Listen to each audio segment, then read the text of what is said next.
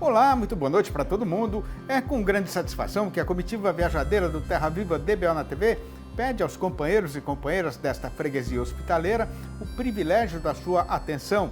E aproveitando a ligeireza da televisão, já vai começando mais uma função novidadeira com a recitação da nossa prosa abrideira do dia. Sendo possuidor de paciência e competência para engordar um mestiço, o companheiro boiadeiro também precisa ter ciência e sabedência para fazer o serviço direito na hora de escolher quais vão ser os pares perfeitos e as combinações mais indicadas para fechar a programação de reprodução da sua boiada.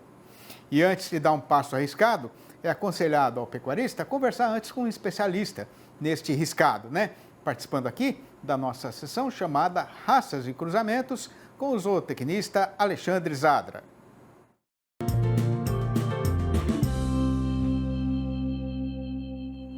A pergunta de hoje veio lá de Reserva, no Paraná, e quem mandou foi o Gabriel.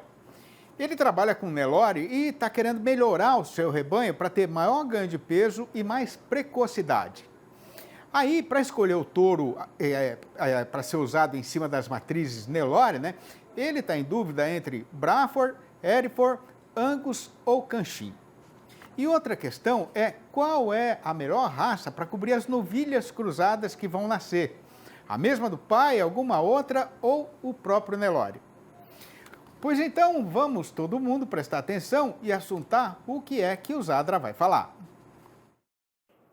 Olá, Gabriel. Quando você fala em usar touros, a gente sempre tem que pensar o seguinte, pense em inseminação que fica mais fácil. Apesar de que aí, na sua cidade, em Reserva, a gente tem temperaturas amenas mesmo no verão, noturno, onde pode ser utilizado o touro europeu, sim. Mas, antes da gente falar sobre raças e touros e inseminação, nós devemos sempre pensar, Gabriel, no seguinte, você tem que gerar heterose, choque de sangue aliado a conforto térmico na região onde o animal é criado. Portanto, você que tem invernos rigorosos e temperaturas amenas mesmo no verão, você tem que pensar em animais que sejam pelo menos meio sangue europeus, ou 5/8 até 3/4 europeu, vai bem aí na sua região. Mas a gente pode trabalhar com animais até 5/8 europeus, ou 62,5% de europeu. Nesse caso, você que cita o que seria melhor, Braford, Angus, ou Hereford, ou Canchim. Primeiramente, gere heterose máxima com Nelore. Você que cria Nelore, então a heterose máxima vai ocorrer quando cruzamos europeus com a sua Nelore, ou taurinos com sua Nelore. No caso, como você citou, duas raças maternas muito boas, o Hereford e o Angus devem cruzar o seu gado e fazer fêmeas muito boas. F1 Hereford Nelore, ela pode ser, deve ser utilizada como matriz, que é muito boa, e a Angus Nelore, que eu considero a rainha da pecuária, por os seus apanágios, porque ela entra no cio cedo, e se você quiser abatê-la depois de uma cria, ainda você tem carne muito macia e recebe prêmio. Então, utilize o Hereford ou Angus no seu Nelore. A posteriori, você pode pensar um bimestiço sobre elas. Tanto o Bonsmara, que é um taurino puro, né, considerado puro, então o Bonsmara vai ter choque de sangue no seu gado e vai criar um pelinho. Esses tricross criam um pelo no inverno e perde pelo no verão, tal qual os bimestiços. O Canchim, o Brangus ou o Braford, usado nas suas meio-sangue, também vão gerar animais com 56% de sangue europeu que criam pelo no inverno e perde pelo no verão. Então, nas suas meio-sangue Angus, você utilize o Braford, ou Canchim, ou Santa Gertrudes. Nas suas meio-sangue Hereford Nelore, você use Brangus, ou Canchim, ou Santa Gertrudes, ok? Sempre pense em gerar heterose e também produzir um animal que vá ter conforto térmico no inverno e no verão, aí na sua região, ok? Espero ter respondido sua pergunta. Um abraço a todos e vamos para o campo! A partir da próxima segunda-feira, dia 7 de agosto, os companheiros e companheiras fazendeiros vão acompanhar os leilões aqui do canal Terra Viva num novo horário, agora mais cedo. De segunda a domingo, a partir das 8 horas da noite, a gente transmite para o país inteiro os principais remates da pecuária brasileira aqui na nossa programação cotidiana e também no nosso canal no YouTube. É bom para quem assiste e precisa comprar e melhor ainda para os criadores que promovem seus leilões do Terra Viva, que agora terão mais tempo para fazer a comercialização dos seus plantéis. Com o gado mais novo se destacando na ponteira e puxando a marcha estradeira, a gente vai ter de fazer aqui uma parada ligeira, porque na culatra a boiada mais gerada está ficando atrasada. E assim que a comitiva estiver de novo mais ajuntada, essa nossa lida faladeira será recomeçada. Aguarde. Os companheiros e companheiras produtores brasileiros têm plena sabedência de que, para ter sucesso na atividade leiteira, a primeira e fundamental exigência é garantir a sobrevivência e o perfeito desenvolvimento das bezerras nascidas na propriedade. E, como também não é segredo para ninguém, o melhor jeito de dar atendimento a esta precisão é caprichar e prestar muita atenção nas boas práticas de nutrição, manejo, conforto e sanidade. Pois então, para esticar uma prosa a respeito de como é que isso deve ser feito no dia a dia da fazenda, a gente convidou o engenheiro agrônomo William Tabichouri, da unidade de bovinos da Auster Nutrição Animal, que vai participar da nossa entrevista do dia, falando ao vivo pelo computador, diretamente de Piracicaba, aqui no interior paulista. Muito boa noite, William. É uma grande satisfação ter a sua presença internet aqui no nosso arranchamento eletrônico. Seja muito bem-vindo e faça o favor de se sentir em casa. Fazia tempo que a gente não proseava, né, meu amigo? Boa noite. Verdade, Sidney. Alegria enorme reencontrá-lo. Você tem um carisma muito grande. É o poeta da TV que leva ânimo para a gente, leva muito conteúdo. Uma alegria estar aqui com você. Muito grande. E um prazer receber você aqui também. Ô, William, quando é que começam os cuidados com a saúde e com o desenvolvimento da bezerra na fazenda leiteira, hein? Sidney, na verdade, começa desde que ela é concebida, na gestação. Mas nós vamos passar um pouco mais rápido sobre isso para falar depois que ela nasce, né?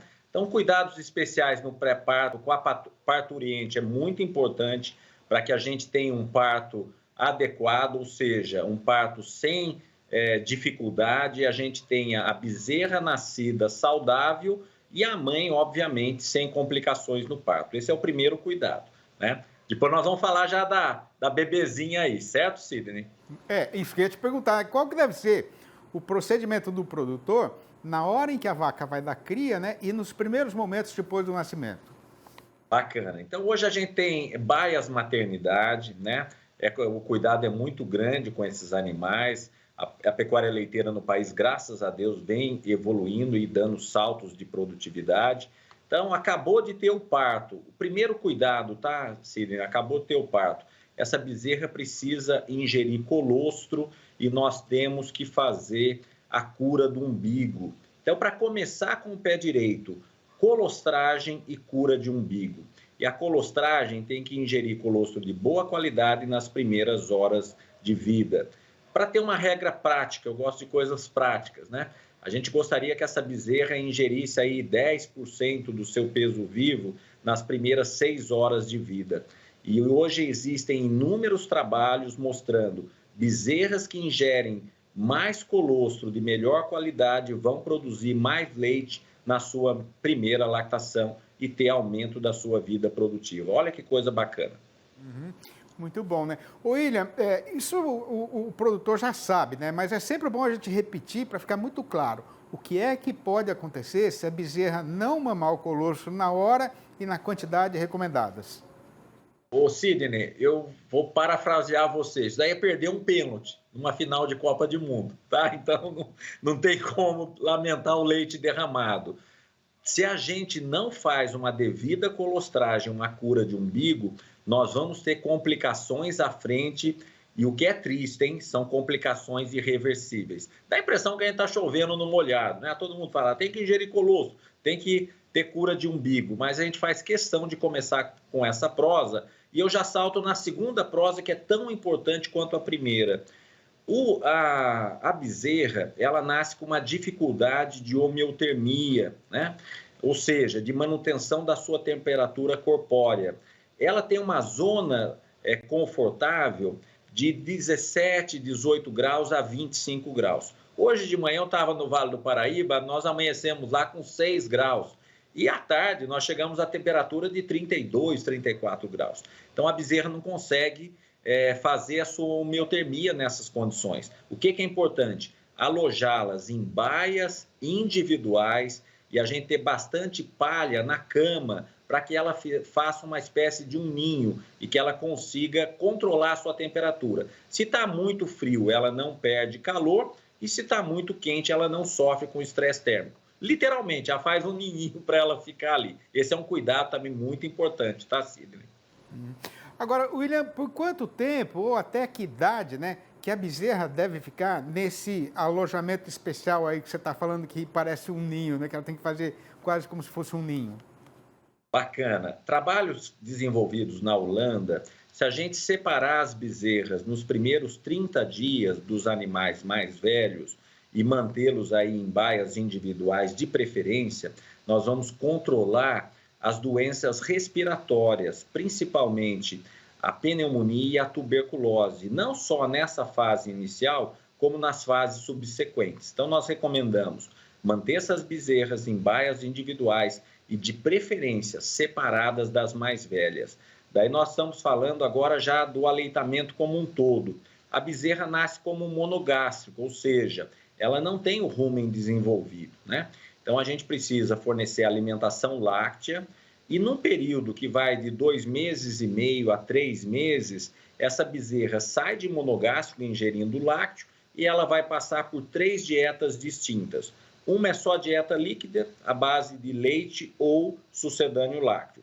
A segunda, lácteo mais concentrado, ou seja, líquido e sólido. E a terceira, totalmente sólida, né? Então, as bezerras, uma outra dica prática, depois das vacas de alta produção na fazenda, a categoria mais exigente nutricionalmente são as bezerras lactentes, né? Então, a gente precisa oferecer ou leite, que daí é um luxo, o leite hoje é destinado para consumo humano. Nós temos a grande alternativa, que são sucedâneos lácteos. Daí eu chamaria a atenção dos produtores para coisas que são importantes para ter sucesso com sucedâneo lácteo.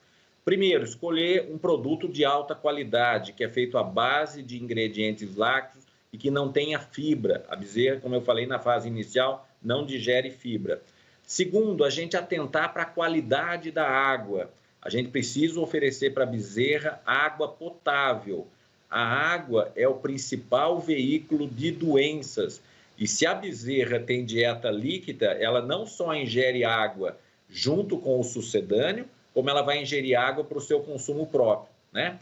E terceiro, a gente preparar um plano nutricional para essas bezerras que tem o fornecimento de sucedâneo mais concentrado, e esse sucedâneo deve ser devidamente preparado, a água com a temperatura de 38 a 42 graus, potável, devidamente agitado, né? Então, são esses os cuidados. Eu gosto de parafrasear a Regiane, que é uma colega nossa, é a funcionária lá da Fazenda Tainá. As bezerras se comportam como bebês, né?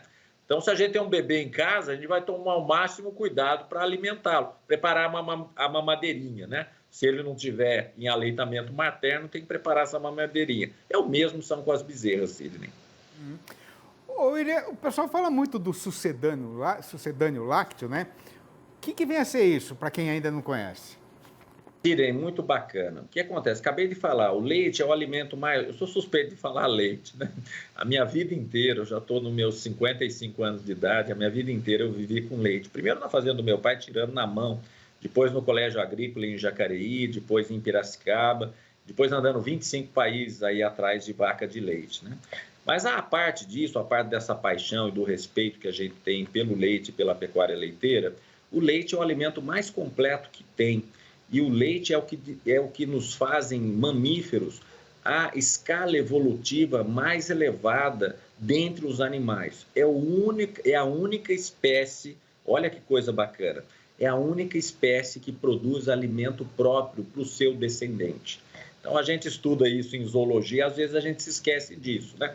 Os outros animais não têm esse luxo, eles têm que correr atrás de alimento para suas crias. Os os mamíferos, as mães produzem um leite que é um alimento completo. É completo em energia, em proteína, em gordura, em sais minerais e mais uma série de outros alimentos nobres e essenciais. Em outras palavras, o sucedâneo lácteo tem que ter a mesma linha do leite. Ele tem que ter ingredientes lácteos, tem que ter proteína adequada e de alta digestibilidade, tem que ter gordura, tem que ter minerais, tem que ter vitaminas, tem que ter aditivos, por exemplo. Tem um aditivo muito bacana que se chama butirato. É um acidificante de intestino que reduz aí as infecções intestinais e principalmente problemas de diarreia. Tem trabalhos publicados na literatura que bezerras que ingerem aminoácidos vão aumentar o ganho de peso. E uma outra coisa importante, bezerras que ganham mais de 800 gramas de ganho de peso diário na fase de aleitamento, vai produzir cerca de 1.500 litros de leite a mais já na primeira lactação. Então, só recapitulando, as bezerras são, depois das vacas de alta produção, as categorias mais exigentes nutricionalmente falando. Elas se alimentam na sua fase inicial única e exclusivamente de leite.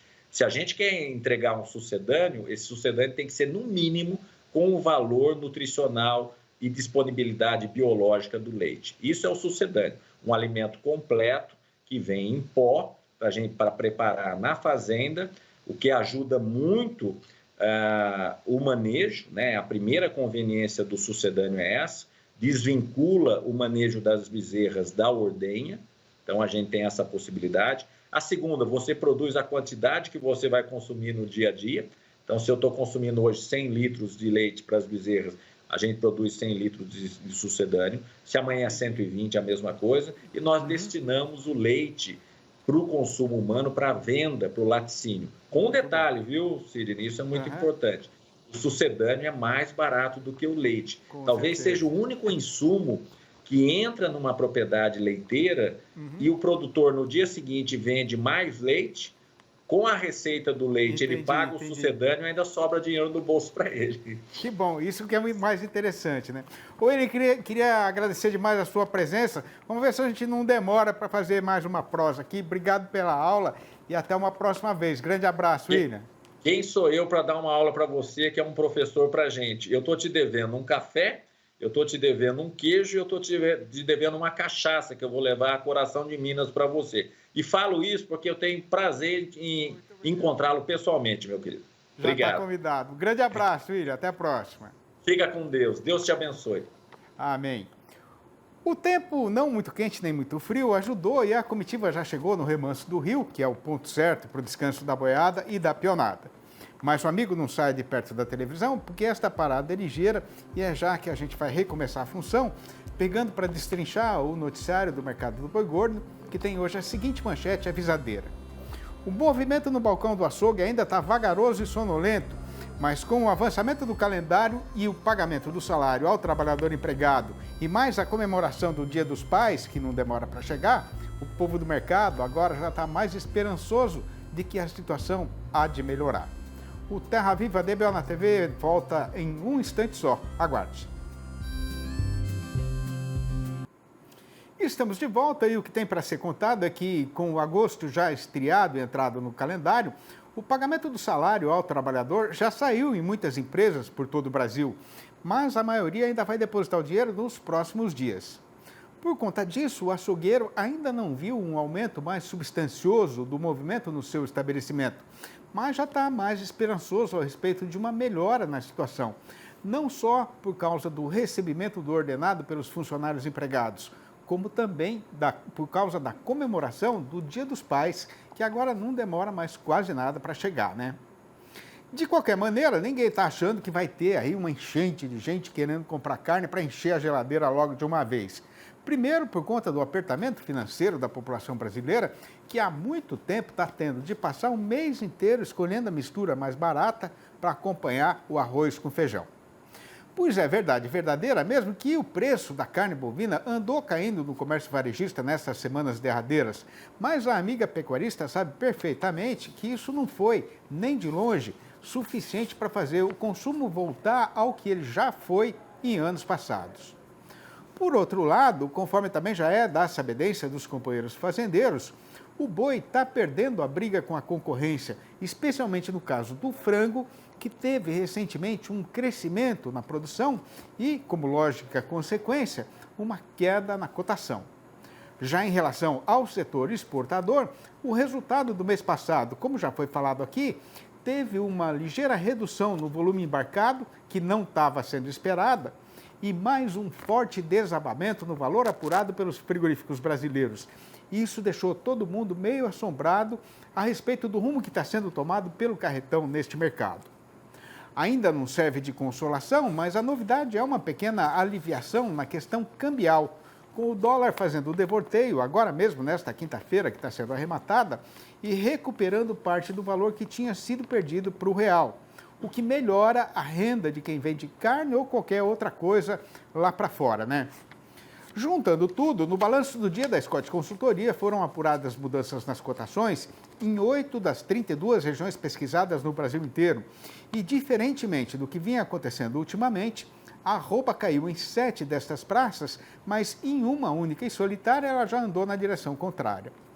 Esta uma foi o oeste da Bahia, onde o boi subiu para R$ 215, falando em preço bruto, ou seja, ainda sem descontar o fundo rural e para pagamento do prazo de 30 dias. Mas o mercado andou em rumos desencontrados no estado e no sul baiano a vaca foi derrubada para R$ 195. No sudoeste de Mato Grosso, a derriçada foi geral, com o macho voltando para R$ 200 redondos e a fêmea para R$ 180. Nas Alagoas, o boi foi rebaixado para R$ 245, enquanto a vaca já não vale mais do que R$ 240. Em Paragominas, no Pará, o comprador agora está querendo pagar pela fêmea no máximo R$ 203. No Rio de Janeiro, o fazendeiro já está sendo obrigado a entregar a vaca por R$ 185. Em Pelotas, no Rio Grande do Sul, a machadada acertou o preço do macho, que foi cortado para R$ 8,50 o quilo vivo, o que corresponde a R$ 255 por arroba. E no Oeste Gaúcho, o tombo foi só da fêmea, que caiu para R$ 7,50 o quilo ou R$ 225 por arroba. Depois de tantos anos morando na cidade, vivendo feito gado, apertado e padecendo de saudade, eu consegui juntar dinheiro para comprar uma data no pé da Serra do Limoeiro. E amanhã cedo eu estou voltando para minha terra. Mas estou com medo de ir, porque não sei se vou aguentar chegar lá e não ver o pai voltando da roça e pegando a viola para fazer troça, a mãe puxando a cantoria, a algaravia da criançada e a nossa família em harmonia, como se a lida e a própria vida fossem uma festa a cada dia. Esta é uma das mais de 800 prosinhas rimadas que foram escolhidas para compor os 4 livros da minha série Versinhos de Caipira, que eu publiquei com a intenção de fazer a louvação da verdadeira cultura sertaneja brasileira. Aí, lembrando que agora em agosto tem o Dia dos Pais, né, e o povo fica quebrando a cabeça para arrumar presente diferente, a gente está fazendo a sugestão de dar justamente essa coleção com a mais legítima poesia roceira, em vez de repetir botina, canivete e cinturão de novo, né? E para saber como fazer para comprar um ou logo os 4 volumes, o amigo e a amiga podem me chamar no meu telefone particular, que eu vou atender com a maior satisfação. O número é 11 98224 1807. Repetindo, 11 98224 1807. Outro jeito de falar comigo é mandar um e-mail para sidneymasco@uol.com.br ou ainda achar meu nome lá no Facebook. E estando a empreitada resolvida, a comitiva fica muito agradecida pela atenção e pela acolhida e pondo já a boiada de novo na estrada, vai fazendo aqui a despedida e deixando combinada a volta do Terra Viva DBO na TV para amanhã, às 6h30 da manhã e às 7h25 da noite. Um abraço para todo mundo e até lá então.